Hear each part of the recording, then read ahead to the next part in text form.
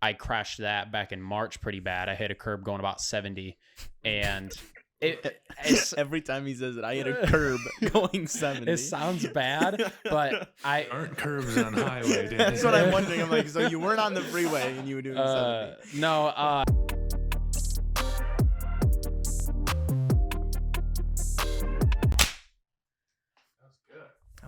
That was yes, solid. sir. Look at us go. You already know. Welcome to the second episode of the In the Area podcast. Today we have a special guest joining us. Our first guest, Daniel Sharp. Welcome. Hi. What's up?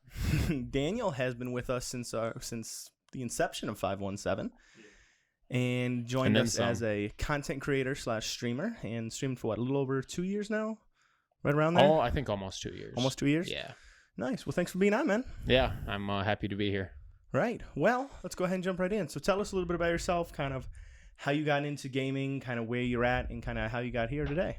Well, I definitely started back on like Xbox 360. I didn't even have internet until I think I was like 14, 15. So the first game I played online was, I think, Modern Warfare 3.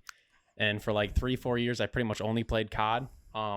And then I kind of, shortly after I joined SG, so pre-517, you guys were kind of trying to talk me into streaming. So I think I tried streaming off of like a really bad, it was like an HP, it has an i3 processor in it. It's a really bad, I think I tried to stream off of that. But anyways, I ended up getting a Asus laptop, did streaming off of that for a little bit. And then like a year and a half ago, I ended up buying like a pretty nice PC, and yeah. I'm on that right now, and it's been a lot of fun. I had a little bit of a hiccup a few weeks ago. I wasn't what do you call it? It was like that part for the PC, Ethernet. Oh yeah, the Ethernet. The Ethernet card went out. So I ended up getting that, and now I'm back to streaming full time. Well, part time, but consistently, which is one of the most important things. So basically full time. Yeah, and it's been a lot of fun. Nice. So what's your favorite video game? If I'm assuming Call of Duty, but what title? Probably just because like I had so much fun on it. Probably Black Ops 2. That was also good choice. Yeah, it's that of course I was in high school then, and all my friends, we'd get out of high school and all of us would just hop on that. So fortunately now that we're all adulting, can't really do that. Black Ops 2 was ahead of its time compared to all previous Call of Duties after that. It was superior to all Call of Duties. It knew what was up. Yeah, that's for sure. Yeah, you would think they'd get slowly better and better. They didn't. Right. It peaked there, and then they just backtracked. Yeah, and they tried to remake it, and it just it's never really. I feel like there was the most hype behind Black Ops 2, wasn't there? Yeah, there was quite a bit. Well, the first one killed it. Yeah. One did super really good. well. Yeah. 2's different, but still super good. And the whole storyline with like Mason and the numbers and like everything like that, they just did a really fantastic job. Mm-hmm. Yeah. There was a little bit of like spawn camping in the first. Well, that's with any Call of Duty that comes out. You have that first initial like month and a half. That's like, oh yeah, the spawns are just utter garbage. The devs just skipped the whole testing process. I think they do that like, to tease us, to give us a little bit of fun, so they can just get a taste of the streaks for the first month and a half. But after that, they cleaned it up pretty well. So isn't that the way Modern Warfare is now? Honestly, I don't play COD anymore at this point. It depends on the game mode. Okay. From experience. Because like from what I heard, Tim the Tapman and Courage were like, "Oh, we're done with this game." It's a love-hate relationship for a lot of people. That's for sure. They haven't. I can't say they've gotten better. I'd say they've remained consistent or gotten worse. Mm-hmm. From my opinion. Okay. Well, it's so weird because on Modern Warfare, there's a lot of maps where like they're longer than a lot of other CODs, but it'll still spawn you like a good like 30-40 yards from the map's edge. So there's plenty of room to get spawned like farther back where people can't see you, but for some reason they don't have you spawn back there. But Black Ops 2, not only did they give us the maps that we love, like Nuketown, but they were also creative enough to give us new maps. Mm-hmm. In most games, not like Modern Warfare, they're just like, we're just going to give you guys maps you played before. No, that's a great point. Almost all DLC maps on Black Ops 2 were great. Yeah. Like Grind. Yup. They reintroduced that in Black Ops 3 and 4, I'm pretty sure. Yeah. there was a ton. There was that paintball map, which was fire. Yes, that one was great. Almost all of the maps on Black Ops 2 that were DLC were like pretty good. They were great. And like they only really kept repeating Nuketown, which is what we wanted. Mm-hmm. Like that's the one map that's like timeless in all Call of Duty. Like you can put that literally anywhere and people are gonna play it. It was kind of wacky in Black Ops 3. Everybody boosting everywhere and stuff like that. Well, but they got that like Nuketown 2025, and we're like, well, we got 5 years from now. We ain't flying on walls, so should have gone a little farther out. Yeah. When they switched from boots on the ground to the more like aerial, like running on walls and stuff like that, you started to lose me. Like as soon as Advanced Warfare hit, it's Was boots on the ground Call of Duty or Battlefield? Well, original Call of Duties were only boots on the ground. Okay. And like then you go back to COD 2, like on a shitter PC, on a really bad PC. Yeah. So what they're saying is you can't jump in the game or what? No, like you could jump, but like as soon as I think Advanced Warfare was the first one that did it, or was the one before that? I'm thinking Infinite Warfare. Infinite Warfare's after. Okay, so the Advanced Warfare was the first one where you could like exosuit, and so you could like double jump, run on walls, shoot well. Yeah, exactly. Like Titanfall. I don't know for sure, but I believe it went Advanced Warfare and then Black Ops 3, which had a jump and a boost mechanic, and then it went Infinite Warfare because it goes back and forth, and then after that was Black Ops 4, which Black Ops 4 also. No, I don't think it had boot. I don't think it had boosting. I don't think it did. I think it was just Black Ops 3. All I know is the competitive scene got flipped upside down when they went away from boots on the ground, because you had all these players that were like the best, and then they added exosuits and running on walls, and you saw like a whole new tier of people like take over. Some matured and like got there and could like could do both, but a lot of them you see like dipped out for a couple years until they went back to it, and now you see a lot of like the old pros kind of getting back into it now. And it changed so drastically. It went from boots on the ground, and then they hit us with the Advanced Warfare, and that was like the most boost. That went from 0 to 100, and then they kind of scaled it back a little bit with the other two. And then after I believe it was after Infinite Warfare, it went World at War. Yeah, which is a World War II. It's supposed to be realistic. You're using the Thompson, you're using the M1 Garand, all that stuff, and that was, I think, very difficult for a lot of pros to adjust to. When it's like it's back and forth, and like we're gonna go back to boots on the ground. Now we're gonna yeah. And their sales, like if you look at their sales numbers, up the team, so like you could have 5-man teams instead of 4. So like the whole pro scene started to really just change quite a bit. And then franchising with everything with this CDL now, right? CDL, God, no CWL, it changed a ton. And you've played a bit in the competitive scene, right? On like online wagers and stuff like that, I've done stuff on Players Lounge and CMG. Both those websites I've done I've done some public stuff, and I've done wagers. I did wagers mainly as just like entertainment, just kind of trying to push myself to get better. I think I technically came out like $80 up, but that's over like maybe a good 6 to 8 months of doing it. It's like going to the casino, man. You got not for me. Not for me. That's a whole different thing going to the casino. Casino, I never walk out. It's like you go in, you're up, you're down, but eventually you're probably down. But yeah. Casino always wins in the end. I'm up, but can't relate. Can't go back anymore. So no, not now at least. So let's go a little bit deeper into your past. So how did you get connected with, I know myself, but kind of like the org. So it originally started off with Toxic. So explain to us a little bit more about that and kind of how you got involved with SG. And then from there, how you've seen the difference, or what difference you've seen from SG moving into 517. Yeah. So like you said, I definitely met James first. I think I met him, playing online and stuff like that. On the infamous F word, Fortnite. And I'm not a huge fan of that game personally, but we played it back when it was playable, and then we ended up moving to, I think we started playing COD together. Like didn't really know each other. We never met, and then we finally met, I think, at my cousin's house.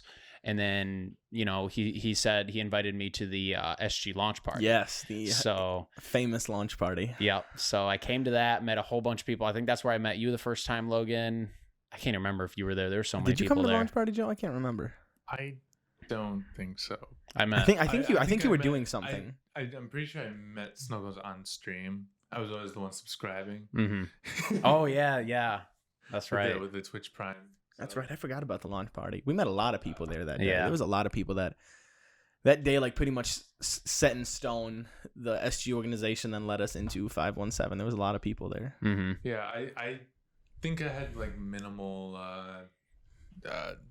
influence on SG. I just know you were talking to me about like the logo for like So Good Gaming. Right. It was in a very early stage, so there wasn't like much to be done. You know what I mean? Because there was nothing there to be done yet, so it was very premature. Yeah. No, the launch party, it was a lot of fun. You know, we played some games and stuff like that, and then I remember doing like a vote on if we were gonna go either casual. Either if we were going to go casual or competitive. Logan, I kid you not. I don't know if this might be the first time I've told anybody to this day. There was one vote to keep it casual. I voted for it. I voted for casual. I believe it. Everyone else voted for competitive. We had, what do we have? We had, I want to say like 8 to 10 people. At least. There was a lot of people all in my room. bedroom. Mm-hmm. Like with 4 on my bed. There was like 4 total, or 6 on total your bed. sausage party. Just a bunch of dudes in my room chilling with a TV on the wall, and me and James Toxic are just giving this presentation of like where we want it to go and who like wants to be in it. And it was interesting. Was that before the studio was a thing? Or yeah, we didn't even have a studio at that point. Like my bedroom was like a setup, and that was the quote unquote studio. Yeah, your computer was in there. I forgot about that. So like, what was the big empty room then? Just couches or which empty room? The main one now. That's now the studio. Yeah. Yeah, I think it was just like a storage room. Like we just had stuff out there. Yeah, it was just kind of It was we just used my bedroom starting off. I think the first time there were setups out there, and I can't remember if this was the same day as the launch party, but when we did that LAN tournament. Yeah, that's right. So when we did a launch party, that room was empty, and we had like a ping pong table out. We had a couple setups for like 1v1s and stuff like that. So we had a little like tournament roster, and that was a fun day. Mm-hmm. A lot of cleaning up to do afterwards, but yeah. It was fun. I still got a picture of me winning first place in that tournament. Yeah, I think I'll have to look if we have a couple pictures. We can throw them up for them on the visual, but I think we have a couple pictures left over. You'll have to send them to me. Yeah, I'll have to send them to you. We have a few pictures. It's probably an unreadable bracket of everybody just handwriting their names in. Yeah, that was fun. We utilized this room for like the food area. We had a bunch of like picnic tables and stuff like that. It was a lot of fun. Well, this room used to be the studio. Right, yeah, and then after that, kind of moving in toward more 517, then we kind of got into this room and kind of had more setups and editing bays and stuff like that. Mm-hmm. But like you mentioned, comparing that to this whole 517 thing, it's been a whole different ball game, in the sense of just taking it seriously and growing. It's been an absolute blast, and like specifically me speaking on being a streamer, it helps. It's almost hard to put in words how much it helps having like a support group. And there's a lot of support, like quote unquote support groups out there that are just for Twitch, but Team 517 for me has been like seriously just something like unimaginable in the amount of support that I get, and that's because it's a real connection. A lot of support groups, it's not like a genuine connection. It's just a follow for follow, sub for sub, that type of stuff. But there's so much give and take, and just experiences and Team 517 between the members and stuff like that. So doing something like that, if you're first trying to start off streaming, that makes a huge difference in being able to personally grow. I appreciate that, man. Yeah, it's crazy how far we've come. SG was it was 100% a clan. Mm-hmm. Like, SG was not an organization. There was nowhere near. But like now, with the staff team and the members and the content creators and the editors and the money that goes into it and the money that comes out, it's a whole, like you said, it's a whole different ball game. So it's crazy to see where we've come. I'm excited though. We'll have to see kind of where it goes in the next 5-year plan. Yeah. See where we're headed. Yeah, that's crazy though. Those were memories I had long forgotten. SG parties. Yeah. Bunch of guys in my bedroom talking about what they wanted to do. And you know what's funny? We had 10 guys starting off. 3 are left. Me, you, and James. So Daniel, myself, and James are the only 3 that made it to this I'm far. the third oldest. I didn't even think about that. Yeah. That should get a title right there. Besides founders, Daniel. We got second CEO, oldest. COO. What does CFO stand for? Chief Financial Officer. Oh, I don't want to be that. You ain't gonna be that. We'd be broke. Not that we aren't, but we'd be more broke. Maybe more broke, he says. Yeah. All right. Well, awesome. So tell us a little bit more about your Twitch journey. I guess why you started the stream, kind of how you got into that. Yeah. So kind of like what I said, you guys were trying to, because at the time you and Toxic were both like kind of streaming, like kind of on the side, stuff like that. And you guys were like, hey, you should start doing this. It's it's a lot of fun. And I'm not really an extrovert around people that I don't know. So talking to people through the internet, obviously now I realize it's easier than talking to people in person. At the time, I thought it was going to be just as difficult as talking to people in person. I think my biggest, wall that I had to conquer was being in front of a camera. But, that when you got that pointed at you 4 to 6 hours a day, whatever days that you're streaming, that you get over that pretty quick. So like I said, I took streaming seriously when I got a Asus laptop. It was like a $700-800 laptop. Definitely good enough to run. I think back then I used Streamlabs to stream. And I think I was mainly streaming Blackout. And that was super successful. It was a ton of fun. Getting to meet a bunch of new people. I played in some tournaments. That's when I was doing a lot of the CMG stuff like that. But then after that, I think it's been a little over a year now, since maybe like a year and a month or two since I've gotten my PC. You and Toxic helped me build it. We got it from Micro Center in Detroit. Yeah. And that was a huge upgrade. It's more than I'll ever need. And now I've just been streaming off of that, and it's been a ton of fun. I took 2 different breaks. For me personally, I started playing Escape from Tarkov. That was a ton of fun, but from a entertainment standpoint, for me personally, it wasn't working out. I was still streaming it, but my numbers were really far down. And I personally don't really care about the numbers or anything like that, but my whole point of streaming is to entertain people. And if there's only 2 or 3 people there, not really entertaining people, maybe one or 2 of those people even being myself. So there could technically be 0 people there. So I really wanted to start, kind of playing games that other people were interested in and stuff like that. So I've streamed some of the community night games that we've played, that we do with Team 517 every Friday or Saturday night, pretty much weekly. Those are super entertaining. And then now I've pretty much just been streaming COD, the Modern Warfare. Nice. And that's been a lot of fun. It's a good variety. I'm not any good at Warzone, so I just try and stick with multiplayer. But yeah, it's been it's been a ton of fun. I want to touch a little bit with that Twitch part. I think that's one of the hardest things with being a Twitch streamer, especially if you want to go full time or at least starting to make a career out of it.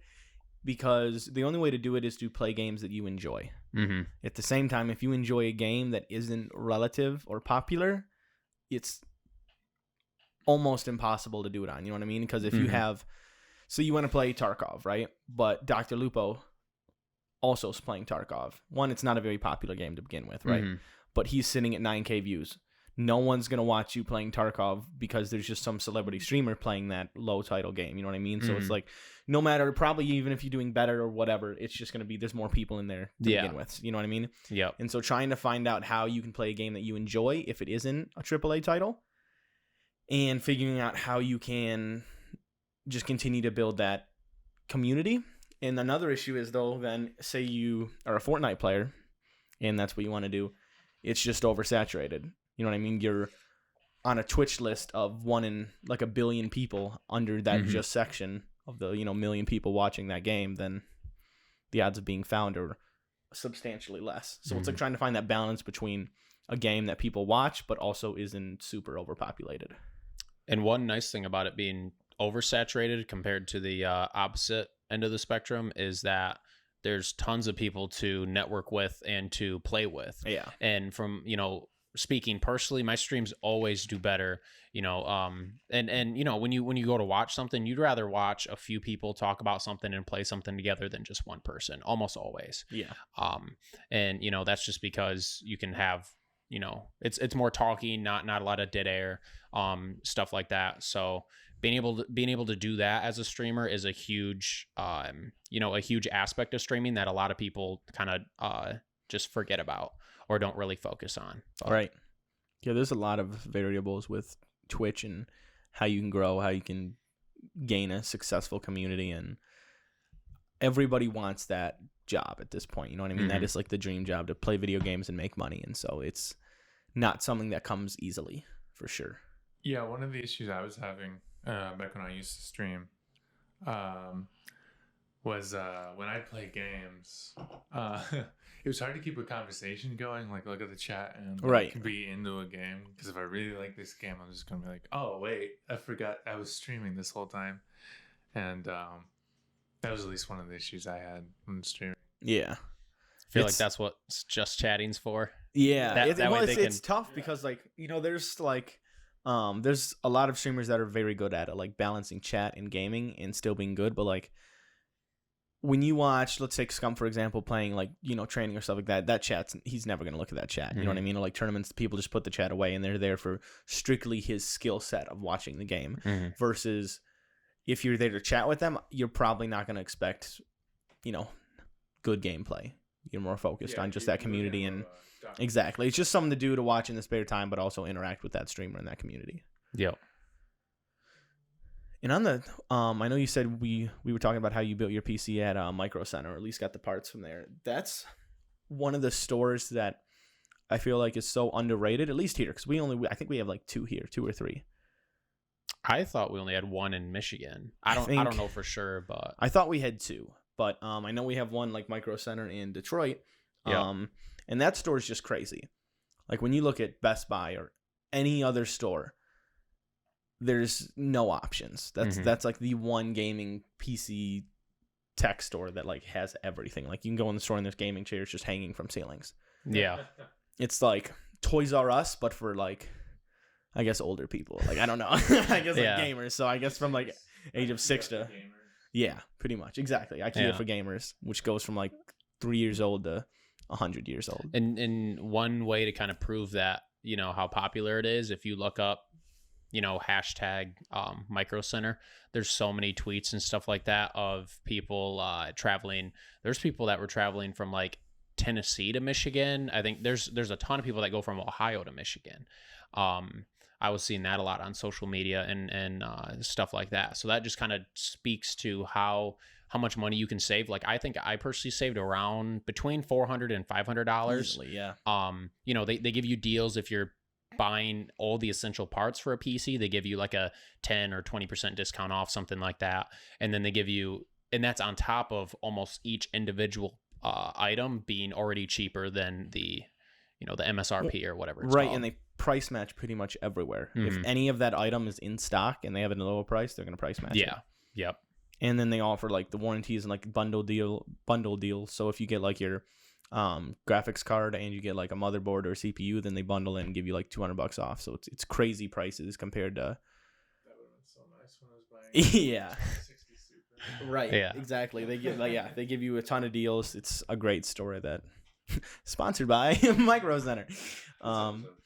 Right. But yeah, I wish we had more. I feel like there is more in a lot of other states. I feel like that are more like I feel like California. There's got to be. You know what I mean? Because like esports is much more like a heavy industry in like Texas and California. And there's a lot more people there. Right. So I would hope that there's more, supply for the demand in those areas. Yeah. You've got like 5 of the largest esports brands in history, and like, I feel like we're gonna have more Micro Centers there than here. So I wish there were more computer stores for like competent people. Like I think all 3 of us basically know how to like assemble PC part. Well, sort of you, mostly. Kind of. Daniel's like I had to. Yeah, you put in that Ethernet card. So that's a good start. Good start. That's for sure. Yeah.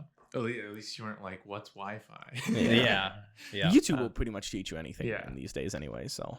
But I think there needs to be more stores for competent people, because I think a lot of stuff is like the Best Buy style where it's like, oh yeah, I don't know how to reset my Wi-Fi router, and it's being slow, and now I'm gonna take it to Geek Squad so they can do something. I mean, there's a lot of people like that. You know what I mean? That don't know, and I think it's just a very a lot of times it's just the generation gap. You know what I mean? Because none of this technology was out, and it can be confusing for some. But I think for us, for our generation, it could just come so naturally, just because, especially now, they're born with a phone in their hands. Mm-hmm. So you eventually pick it up. You know, where there's that will, there's a way. And I think for a lot of that generation gap, they just don't see the will because they don't really. They've managed to get that far in their life without it. So why start now? But I think as soon as, between 10 and 20 years, we could see a shift in the amount of people that can work on computers and stuff like that.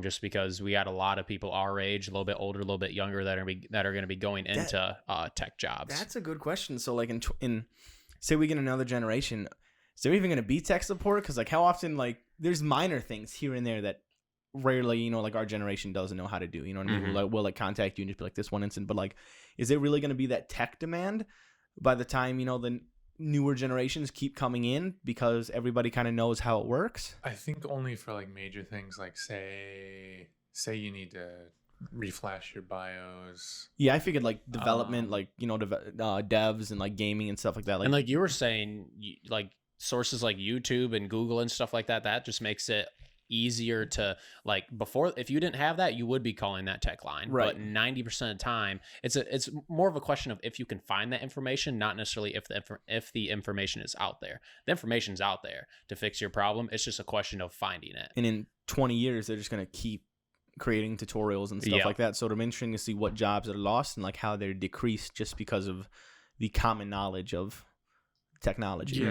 I'd say the things that are easy to just learn on YouTube will kind of go out of phase. But like, I'd say like assembling a computer, because no matter how much knowledge you have, a computer's still fragile. And people are gonna be like, yeah, I kind of want this to be assembled. And unless unless they're building that exact PC with the exact specs and parts, there's still a lot of stuff like different motherboards. Like I know, like there's a ton of motherboards out there that are on YouTube that still don't have tutorials on how to make them. You know what I mean? Like how to plug everything in, stuff like that. So I definitely think PCs are one of them, and more time restraints on, developing servers, stuff like that. For sure. Social media back ends of a lot of companies and stuff like that. Mm-hmm. So what are some of your side hobbies outside of gaming? Definitely the main one is my motorcycle hobby, whatnot. I have 5 motorcycles right now, and it's something I've been doing since I was like 8. I've done off-road racing. I've ridden on the street since I legally could, since I was 15, and then a little bit before that, obviously. But yeah, I'd say that's the main thing. It's a ton of fun for me. I've gotten them at. Oh, I did again. For those listening, that was on my coaster. I'm sorry about that. Yeah, no, you're good.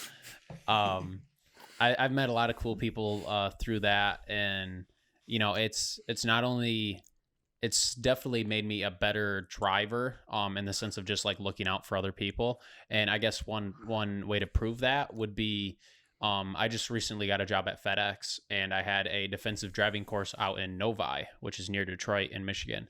And the instructor, he was like, you're doing super good. I can tell you're like a natural at this. Do you usually, because what they want you to do is they want you to vocalize what you're doing, which is, I'm basically driving and I'm looking at my rear view. I'm seeing this car pull up behind me. I'm looking at this gray truck ahead of me. Like, they want you to vocalize everything you see and do and stuff like that. And I already do that just because being on a motorcycle, obviously it's much more death awaits you as the Grim Reaper stalks you. Yeah, it's a much bigger deal if you get into a even just a fender bender stuff like that. So that aspect of my life has been able to make me, I feel like, drive not only safer but also just more in tune with all the stuff that happens on the road. Sure. So what's the meaning behind it? Is it the adrenaline junkie? Is it the wind on your face with long hair? Like what's the high that that motor, like driving bikes, like that's it for me. So it used to be a lot more adrenaline than it is now. Now it's kind of just like I'm trying to enjoy riding while still getting home at the end of the day. I've mentioned it to some people. I think you guys know, but I crashed my current motorcycle. I got for any motorcycle nerds out there, I got a 02 CBR 954 Honda crotch rocket, and I crashed that back in March pretty bad. I hit a curb going about 70, and it's every time he says it, I hit a curb going 70. It sounds bad, but aren't curbs on highway. Dude. That's what I'm wondering. I'm like, so you weren't on the freeway and you were doing 70? No, you know, it was the perfect. If it could have happened, it was the perfect day for it to happen. It rained the day before. Me and the bike rolled in wet grass. Like, if I would have hit a pole going 70, I'd probably be in a wheelchair right now, or I wouldn't even be here. So, you know, the fact that it happened that way, I'm very grateful for. Yeah. So the experiences like that, you know, have kind of changed my perspective and appreciation for both riding and just, you know, the goal is to get home at the end of the day, right? No matter what you're doing. So that was the goal when you were going 70 in like a school parking lot or something with a curb? The last thing I was thinking about, I was just thinking about having a blast at that moment. That's the whole like picture I see when he says curb. I'm just picturing like hanging out in a school parking lot somewhere, just like doing burnouts and hits 70 and just flies into the curb. No. So do you think biking, you gonna do that when you're 80? You gonna be like switching to like one of those Harley guys that like with the choppers, or like is this probably not a Harley, just because they're expensive and in my opinion they're not worth the money. So is it you're gonna bike when you're 80, or is this like, you know, once I settle down, have kids, maybe get married, get out of it? Or it depends. I certainly don't plan on getting out of it anytime soon. The only reason I think I would is like if I was in a financial pit or a financial pinch for a little bit. Sure. Because, you know, I pay almost $2,400 a year just in insurance, and the bike's not cheap either. Young kid, it's couple accidents, crotch rocket. Yeah, insurance isn't too kind on us. No, it's you know, it's a pretty big financial burden in that sense. So if I need to cut something out, I might cut that out for a few years or something like that. But no, to answer your question, I definitely want to move to something less dangerous and more comfortable, because I'm kind of on the spectrum of super dangerous and not comfortable at all. Yeah. So once my body, you know, can't handle the stiffness and rigidness of a crotch rocket, then I'll probably move on to something more comfortable. So what is more comfortable? Because like I only know like you're either a crotch rocket or you're like got a Sons of Anarchy vest on and you're driving a chopper down with the crew. So you got like a lot of BMW bikes are focused on comfortability. Because I know like a lot of state police all have like the BMW. They bikes. drive BMW GS 1250s. Yeah. So the engine, my engine's technically 954 cc's. Theirs is 1250. So theirs is more, but their bike weighs probably 2 times more than what mine they're big. weighs. Yeah, and they got a lot of storage too. Yeah. So but you know there's also that benefit of having storage. I have a little trunk behind my seat, and that's it. Where, you know, if you're on something like that, you could easily pack enough to go to like have a beach day, right? On that bike and not need a backpack or something like that. So, but yeah, there's stuff like that. There's I mean, Honda makes stuff that's more comfortable. They're called CB 1000s. It kind of comes down to the seat comfortability, if there's like cruise control on the bike, you know, heated hand grip, stuff like that. And it comes down to maybe I already mentioned this, but the seating position is the main thing. Right. Like, you know, if you're super hunched over, you're going to get more uncomfortable way faster. But if you're sitting more upright, kind of like you said, the Harleys and stuff like that, all Harleys, they actually they wanted to get into like the crotch rocket scene and stuff like that. They were going to come out with both that and that's just not right for them. Yeah, if you look at the numbers of Harley, they've been doing really bad recently, and it's because all these like kids like my age, a little bit older, even younger, they're not looking to get Harleys. For one, because they're between 15 and 30 grand, right? And for two, because it's what their parents and grandparents drive, and why would they do that when they can buy something like my bike or stuff similar, brand new, for a third of the price? Right. Yeah, I think there's just no incentive. I think it's just so we've talked about Joe Rogan quite a bit, or at least mentioned him. Mm-hmm. So I know, I want to say, was it last week or this week? I think he on his podcast. I think I got it here somewhere. Said video games are a real problem. You know why? Because they're effing fun. You do them and they're real exciting, but you don't get anywhere. Well, so I listened to him saying that.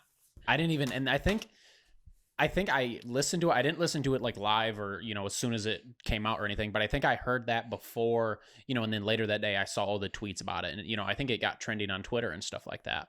But when I listened to it, I personally had no issue with it because I personally listen to Joe Rogan a lot. And I feel like he's very well informed. I mean, you kind of have to be when he's done literally over 1,000 of these podcasts. He's a very well-rounded person.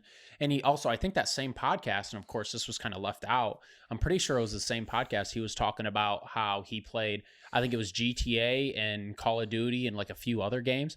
And he said to a certain point, as soon as the podcast was done, he'd go play that for 4 or 6 hours instead of do stuff that he was supposed to do that day. And so he understands the enjoyment, but he also understands the the addictive qualities that video games can offer to certain people. And I think he was just having, I think he was just kind of mentioning both aspects of it. And it just comes down to the person. And, for him personally, I don't think he can function on playing video games. That's what he said. He kind of had to force himself to take a step back. And I think a lot of people, it's healthy to do that. But I think there's so many people out there that can just, play games casually and still be functional at work and everything like that. Right. And I know it sparked a lot of, I don't want to say outrage, but a lot of comments from like Ninja and PewDiePie and the people that saw it. And I think the issue was that on like Twitter, that's where I saw it at least, and I think the majority did, saw it out of context. All they saw was him saying video games are really fun and they're really bad and you don't get anywhere with them. And I think without seeing the beginning, kind of the ends and what they were talking about, and I think he's right for the majority because say you have, all these Fortnite streamers, I'm just going to say that because that's the biggest popular game. You have all these streamers. We're going to be lucky if 10 make a career out of it. You know what I mean? Like to where you can elevate yourself to the likes of a professional streamer, say like Courage or Lupo or Ninja or any of that. So for the rest of them, unless they're streaming and monetizing well, it's kind of a waste of time. Well, you gotta also think like how many kids, teenagers are just they go home after work, school, whatever. After they get their homework done, they just play a game. Like me, say. I've been playing Ghost of Tsushima on PS4. That's new. It's fun. But like it doesn't do me any good to play. Right. Other than just it's an outlet. You know what I mean? It's an outlet versus like Daniel going on a bike ride. You know what I mean? He enjoys it. It's an outlet, but there's no benefit other than that outlet sometimes. And I think if you get caught up in that, then that can definitely become an issue. So it's just finding a healthy balance, like everything with life. You know what I mean? I'm not streaming that, but it also doesn't help me in the long run to, I'm skilled at killing Mongols. Right. Yeah. Like these donuts right here. They're great. Not doing me any favors, but I'm eating them. But as long as I don't have one of these every day, then I'm all right. All right, well, we took a little quick break there. We had to switch some camera angles up. For those of you watching on YouTube, you'll see now we had some batteries dying. So there we go. Yeah, the product placement. Yeah, product placement. There we go. But where were we? Let's see. We were talking about the Joe Rogan, people. Oh yeah, playing video games. Like I said, I think it's taken out of context, and there's just finding a healthy balance between it. It was definitely taken out of context because, like I said, I think before that he was mentioning him personally being addicted to it, and I think that's why he has that perspective. But and then I think afterwards he talked about it more, and yeah, of course they only took that little segment. I don't know if like actual news companies took that. It kind of feels like actual news did that, not necessarily people just being upset about it, because anybody that actually listened to that, I feel like shouldn't rationally be upset at that, unless they just saw that clip on like Twitter or something. Yeah, the headlines were like Joe Rogan says video games are useless, basically, and that's what brought up all the drama. That's exactly what happened. He says video games are fun, but they're bad, and anyone that plays it isn't successful. Like that's how it came off, and that's not it at all. So I think it was just bad paraphrase. Once again, the internet takes something that wasn't meant to be bad and way out of context. Spins it for the clickbait. Yeah. So. And I think it's pretty easy for people to assume that Joe Rogan has never played video games because he used to be an MMA fighter. Yeah. And almost everybody knows he used to commentate that stuff nowadays. Joe Rogan is probably one of the most cultured human beings on the planet. Absolutely. Yeah. That's one of the cool especially things about for the age. Yeah. 100% for the age too. Yeah. He's not that old yet. No. He's getting there. No, but like how many other people do you see at his age? I'm not saying he's old, but like at his age that know as much or more as we do. At that usually relevance. At that age, you know what your job, like what your trade is, and that's about it. Like,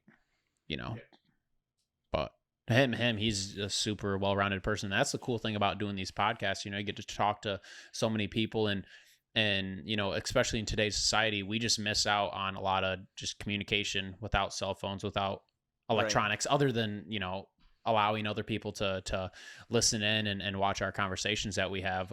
It's just not something that we really do a whole lot, and I think that's why podcasts do so well. It's because a lot of people probably go to some sort of white collar job. They just do tech support. Well, I think it's just like I'm in my car. I'm going to be driving for the next hour. 30 minutes. Let me just really, no matter what they put on this podcast real quick, and I can 30-minute drive there, 30-minute drive back. I'll finish it.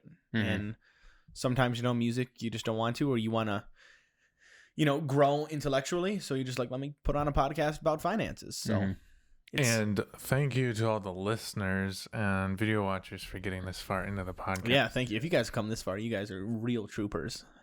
Because if you've held in this long, I'd say we've gone off topic, but we'd have to kind of have set topics to start with. So I think we're doing pretty good.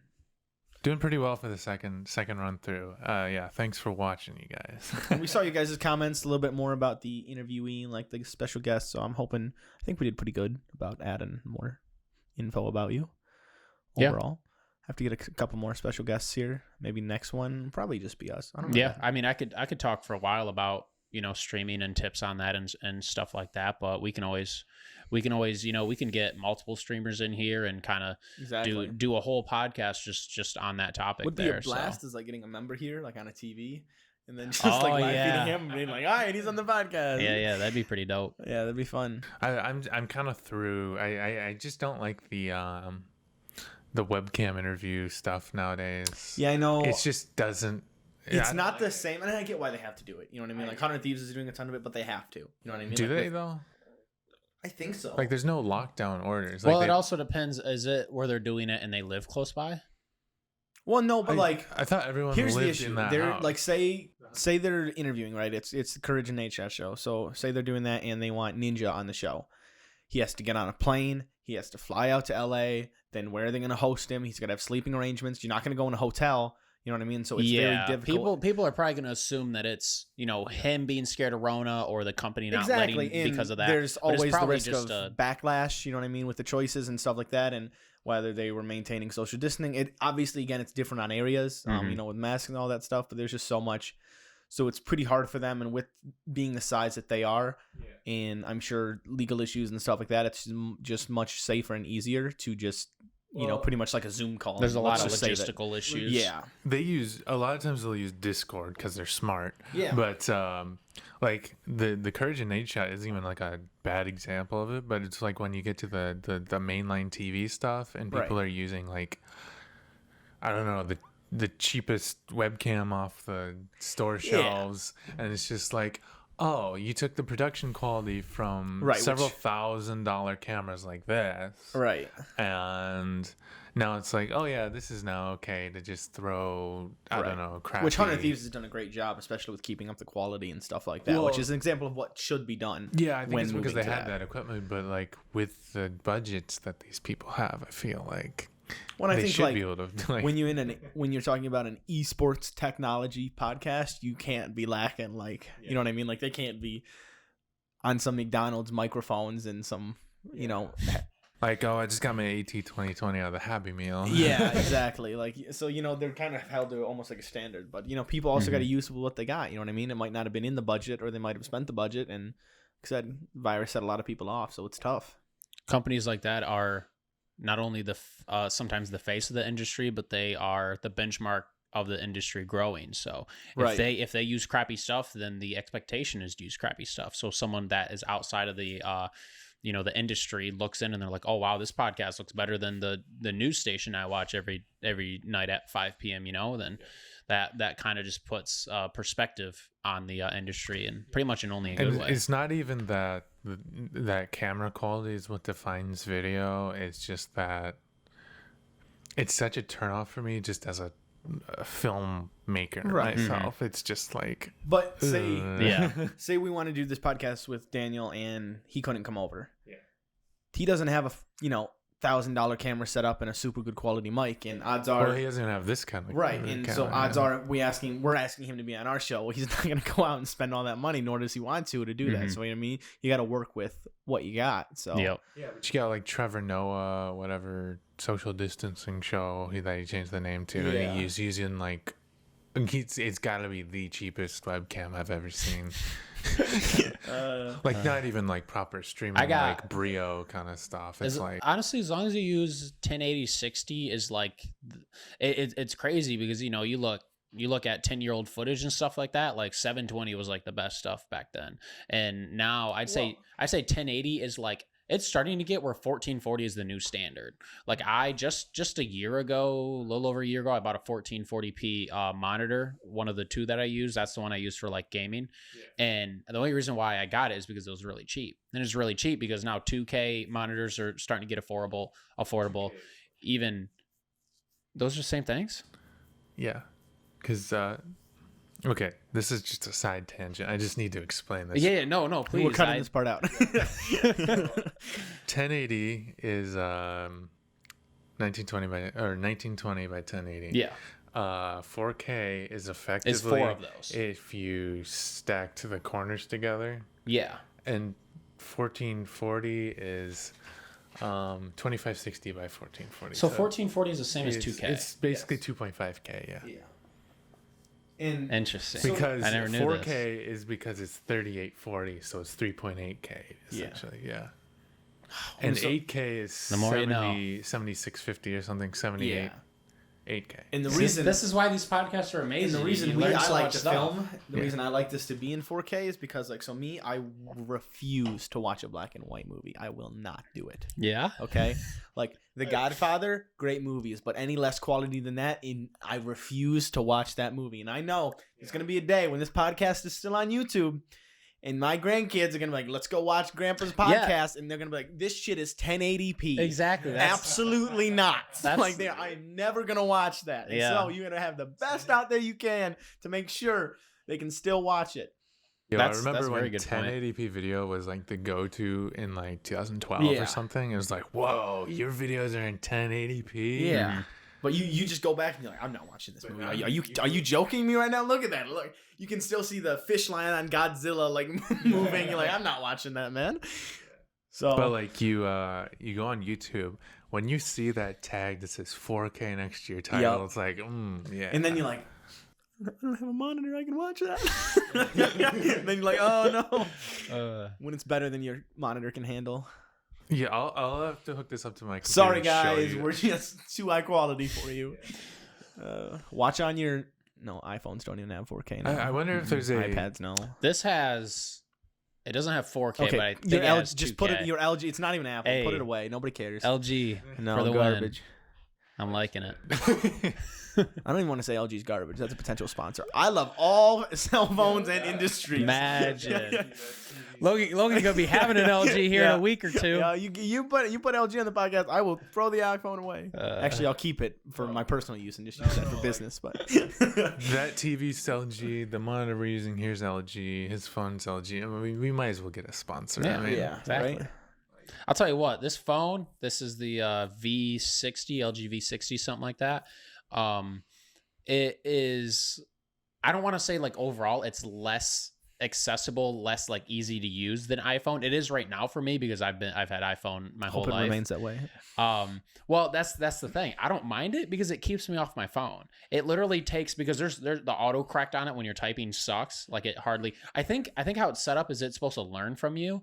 Because I've noticed it does. You got to swap the keyboard to Gboard instead of That's the thing. I don't even want to do it. I don't even want to do it because it's going to make me just text more and more. Yeah. See, I've been staying off my phone more and more because it's less accessible, so and I've actually been enjoying frustrated by the phone that it keeps you off. Oh no, it doesn't.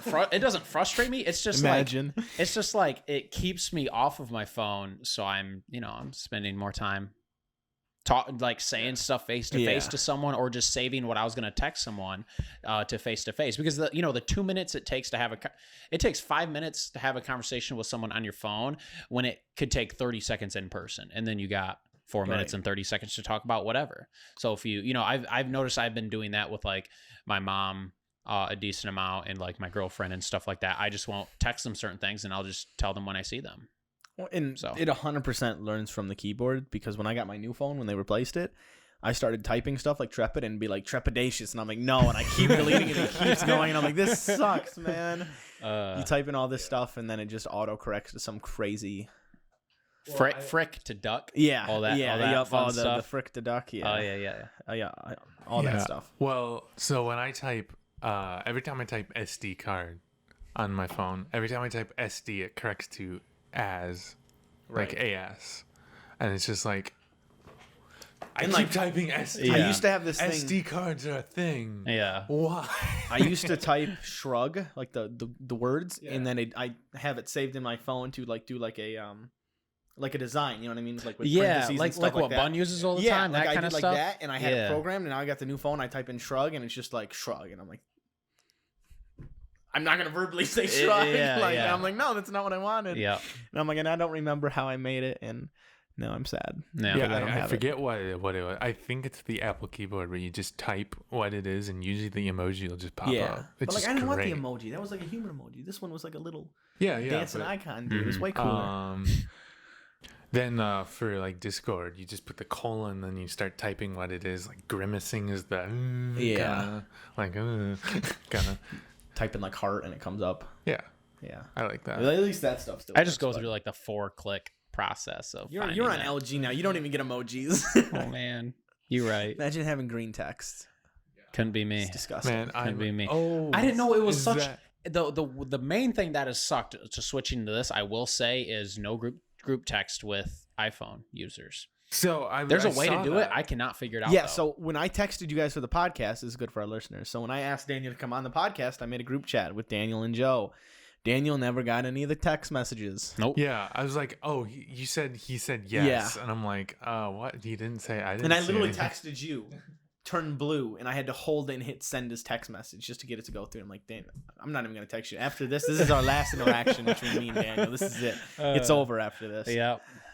No, there's a way to do it. I don't know if it's like settings you guys have to change on your iPhones or on my phone. I refuse. Well, I refuse. And I will admit, no matter what it is, that is way too much work. You're gonna ask everyone who has an iPhone now to change the settings so they can. I won't. It's just I'm gonna have to. I need my dots and delivered and red and. I don't do the red stuff. Oh yeah, red receipts. Receipts. Alexis is very upset that she can't see when I read her messages. It's too like. What if I'm in a meeting like right now and like something important texts me and I just go like this and it says like I love you and I just put it on red because I'm doing a podcast right now. I do that. I did that all the time. And I'm like, no, on like, iPhone. It's not what I was projecting. It's just because I'm busy and so like I can't leave red on. I can't. Oh, I'll do it. I'll do it to like my girlfriend's grandma is like very catty in that sense. Like she'll get butthurt about stuff like that. And I do that almost every time she texts me, depending on what it is. And then she'll approach like her daughter about that. So my girlfriend's mom. And I am a very like I will approach you. Even if it's something awkward, I will just face it head on. But because I hate going sideways with that stuff. I can't say that I haven't turned them on to let someone know I read it and then turn them back off. And nice. Just be like, yeah, I read it. Nice. Yeah. I just didn't care. Actually, I personally think now red receipts is like it's kind of less personal. I think it's more personal to just like have the delivered thing on now. Why is that? Just like I feel like when you read receipts, it's like that's it. That's the end of the conversation kind of thing. Like when it's ended because like they've seen it. It leaves it more open. using the thumbs up, like when you can't anymore, but when you hold a message and then you can do like thumbs up, that's a great way to just be like, yep, Roger, don't have to text back, like confirmed. Cool. Oh, you don't have to text them the emoji. Yeah, exactly. You don't have to text them, you just hold that, which is super helpful. You know, I can't imagine not having it in my life. Me neither, I swear. If you don't want to like keep typing LOL, you just hold down and type haha. Yeah. You know. And then we get the cool dances, like the birthday stuff. Oh, yeah. All that good stuff. We can FaceTime. We can have free text messaging that doesn't ding us. Yeah. You're lucky we have unlimited text messaging, or I'd be sending you a bill. We were talking about this on the prototype episode for the podcast about the was it ads on text ads message? on social medias and ads on text messaging. So like, I think in where we're at today, people are a lot more, I want to say, not acceptable. Like they're okay with more ads coming through text messages now. You know what I mean? Where there's options now to like sign up with your phone to get text messages like, hey, your DoorDash is here. Or, hey, like Gary Vee is a great example. Or like Ninja, you know, you can sign up for those text things and like text you once a day. I think now we're finally getting to a point to where people are okay if they have a couple messages here and they're very few, but like go into their text message like once a day. I do it for my pizza. Yeah. Every time I order it on the website, it says, do you want to get a text receipt? Because otherwise it Right. emails it to me. And, you know, I think the notifications usually take like a minute or two from the time either there's a delay in the email being sent or there's a delay in it being received and then popping up with a notification. Either way, you know, texting is just way more. And I know like right Gary there. Vee is one good example that I use. When I signed up for his texting thing, I get like, I want to say like twice a week maybe he'll send me like a text and it's just like, yo, the latest podcast to drop, or just some like, you know, inspirational quote that he has and stuff like that. So, and I don't mind that, you know what I mean? But now if it were like emails where I'm like, yeah, you got 7 unread ad campaigns in your text messaging, they'd be like, no, absolutely not. But yep. It'll be interesting to see where we go from here, because we've gone from like email, we had telephone too, but now we're like in texting. And so like once texting becomes more like an email where it's more casual, where do we go after texting? The next big thing I think is going to be is integrating tech into our bodies. I'm good. Pass. I think being able to get much more useful auto predict for like messages, like they've got it in emails where you can start an email out, like respond like, yeah, that sounds great, and then send. I think once we can start getting that where like it knows how you'll respond and it can text back for you. Let's say your girlfriend says, I love you. It'll know, oh yeah, I can send that back. So she's not worried. And I think you're and right. Have the AI respond, hey, I love you too. Mm-hmm.